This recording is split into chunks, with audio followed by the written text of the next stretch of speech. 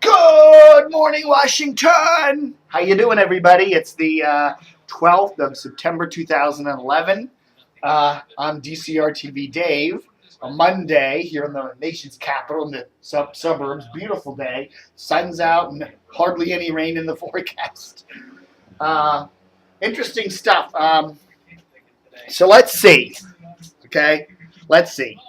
Late Saturday, about 9 or 10 o'clock on Saturday night, I get an email, and Dan Snyder, the Redskins owner, has decided to drop his lawsuit. Now, you'll recall way earlier this year, Snyder decided to sue the Washington City paper for what he called a defamatory article that went into kind of a jestful look at Dan Snyder's various business dealings over the years. And anyhow, long story short, the suit was filed in New York originally because that's where the parent company of hedge fund company that bought out the City paper is located. Eventually, he had to move the suit to Washington because that's where the City paper really is located. And then there was a thing about a slap thing. Apparently the D.C., along with a lot of other jurisdictions, has laws against filing lawsuits that are frivolous simply because you want to drain somebody else of their legal expenses. So a rich company or a rich person could sue somebody who doesn't have a lot of funds just in order to make them use their funds as punishment, even though the lawsuit may have no validity whatsoever. So anyhow, after all this was going on, eventually late Saturday night, Dan Snyder decides to pull the suit and all that. Okay, very good. All well and done. We got it up on the website a couple minutes, an hour maybe after we heard about it. A couple minutes after I heard about it, so about 9:30, we had it up on the website. Post had it up on their website about the same time. And then Paul Farhi got an article up on the Post website also. And if you can see here, can you see it there? There we go. There's his article. It says 11:45 on September 10th. Okay, so that's when he did his last update. But a nice little article here. A good piece. Nothing bad about it. A nice little piece. Okay, so now because that piece was obviously finished just before midnight, it obviously didn't make it into Sunday's paper. Okay, especially Sunday's style section stuff are, in Saturday's paper, so they're probably done Thursday, right? So I don't believe, even in the later editions, in the news section, that you could have gotten that article in there. And if it was in there, it would have only been in a few papers because most people, I'm sure the paper had gone to press by 11:45 at night. So you're expecting, okay, it's not going to be in Sunday's paper. How about Monday's paper? So here's Monday's paper. Here's Monday's Post. And I've looked through the entire paper. I'm thinking, well, it could be in the style section because, that's where usually they put articles about Dan Snyder and his lawsuit. But there's a piece about Paul Farhi that he wrote about September 11th and media coverage, but it's not in there. It's not in the news section, not Metro, and it's certainly not in the sports section, although I thought they might throw something in the sports section about it. Nope, nowhere in the paper. Now, if you're going to cover the Snyder suit, and Farhi has covered it, I think he's done a good job with it, and you cover it in the print edition, all these updates, that the suit was filed, reaction to the suit, that the suit got moved from New York to Washington. I don't know. The Post over the course of the year has probably done 7 or 8 articles, all in the print edition about Dan Snyder filing the suit and the reactions and everything else about it. And yet, when Dan Snyder drops the lawsuit, which is major news, it doesn't make it in the print edition. It wasn't in Sunday's paper. It wasn't in Monday's paper. That seems a little odd to me. Just as a matter of record, you're covering a news story that's an ongoing news story, and to only cover it on the website, and to say, okay, maybe they said, well, we don't have enough room in the paper to cover it.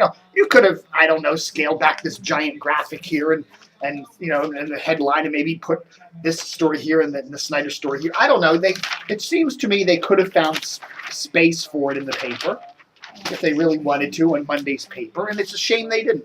It just perpetuates the notion that, and one of the things that I think is making a lot of folks think the Post is a mediocre paper is that honestly, you really get in the back of your mind like the Post is somehow in bed with some of these powerful people in Washington. that if somehow, maybe wink, wink, nudge, nudge, they said to Dan Snyder, okay, look, Dan, we won't give it a lot of play. Maybe because it's embarrassing to Snyder, and the Post and the Redskins have an ongoing relationship over a lot of things. Maybe it was kind of a little tit for tat for the Post going to Dan. Hey, Dan, we'll cover it because we got to cover it. We'll just stick it on the website. I always wondered if somehow something like that wasn't going on with the Post and Comcast. Comcast is a huge company. Comcast is a major advertiser. They have a lengthy editorial / advertising relationship with the Washington Post, and you always wonder if maybe some of their coverage is affected by that.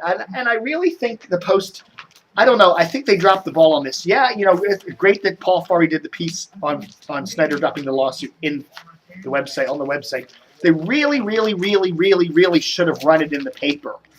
Now you got a guy like Eric Wemple here who's doing a blog on WashingtonPost.com about the media stuff, and he's working for WashingtonPost.com. So put it, write this on and say, I'm biased. I get paid by the Post. He ought to be writing about why the Post didn't run it in the print edition, man. I don't know. Maybe it's in an edition somewhere. I don't know. Who knows? Maybe the edition that made it to Wild West Fairfax didn't carry the article. I don't know, but it ain't in my paper. I've looked all through it, and I do think that's a huge error. Now a less huge error, but another silly little error of why the Post is really truly becoming a mediocre paper. Look at this. Look at this here. This is the real estate section from Saturday.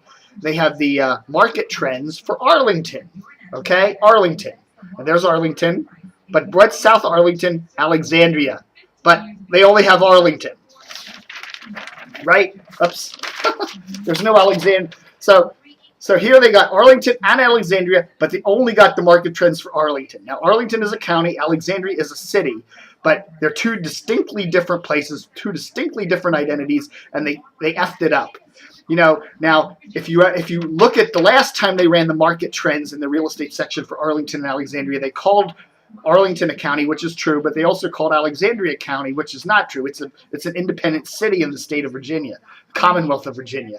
But this time they decided, okay, we're just going to ignore Alexandria. We're going to put it on the map, but we're not going to include it in the the trends names or the zip codes or anything.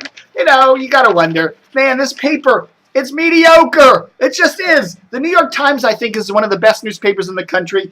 The LA Times is one of the best papers in the country. The Wall Street Journal is one of the best papers in the country. I used to think the Washington Post was one of the best papers in the country, and increasingly I'm not thinking that way anymore. It isn't one of the top 3 or 4 best newspapers in the country anymore. It's maybe 8th or 9th on the list, and it's sinking fast. So there. All right, folks, that's my Dave TV for today. Drying out here in the DCR TV World Headquarters after last week's big rain. That should do it for today. We'll have some radio ratings later this week and a whole bunch more information, so stay tuned and don't forget to cut, pray!